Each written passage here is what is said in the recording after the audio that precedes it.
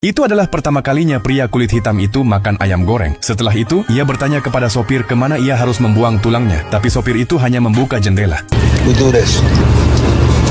This is what we do.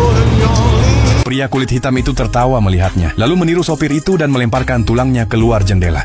There you go.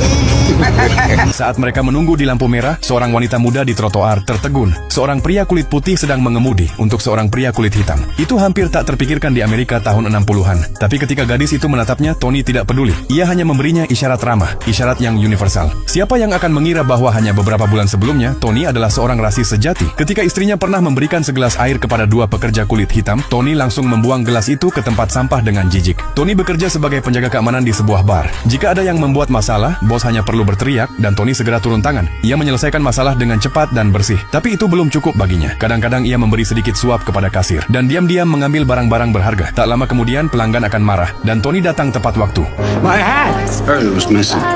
So I looked into it. Ia hanya perlu berpura-pura membantu dan ia mendapat semua pujian. Semua itu demi memenuhi kebutuhan keluarganya. Tony selalu menemukan cara untuk bertahan hidup. Setiap hari ia pulang ke rumah saat fajar. Namun suatu hari Tony bertindak terlalu jauh terhadap seorang pelanggan berpengaruh. Bar itu harus tutup selama beberapa bulan dan Tony kehilangan pekerjaannya. Ia butuh sumber penghasilan lain, maka ia ikut dalam lomba makan hotdog. Jika ia bisa mengalahkan Fat Paul, ia akan memenangkan $50. Tapi Fat Paul bisa menelan 24 hotdog sekaligus. Di tengah lomba, Tony sudah kewalahan. Ketika istrinya tahu, dia menganggap Tony gila. Tapi waktu pembayaran sewa rumah semakin dekat minggu berikutnya, dan Tony harus segera mendapatkan pekerjaan sungguhan. Atas rekomendasi seorang teman, Tony melamar pekerjaan sebagai sopir untuk seorang pianis. Kantornya mewah, bahkan didekorasi dengan gading. Tony duduk tegak terkesan. Tapi yang tidak ia duga, pianis itu, Dr. Shirley, ternyata seorang pria kulit hitam. Ia duduk dengan anggun di kursinya dan pertanyaan pertama pun langsung. Do you foresee any issues in working for a black man?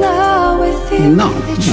Tony tidak punya pilihan lain selain menerima. Shirley membutuhkan lebih dari sekadar sopir. Ia sedang mempersiapkan tur nasional. Sebagian besar konser akan diadakan di selatan, di mana diskriminasi terhadap orang kulit hitam masih sangat kuat. Pekerjaan Tony adalah memastikan Shirley tidak mendapat masalah dan menjaga agar konser berjalan lancar. Tur itu akan berlangsung selama 8 minggu dengan gaji $100 per minggu plus makanan dan penginapan.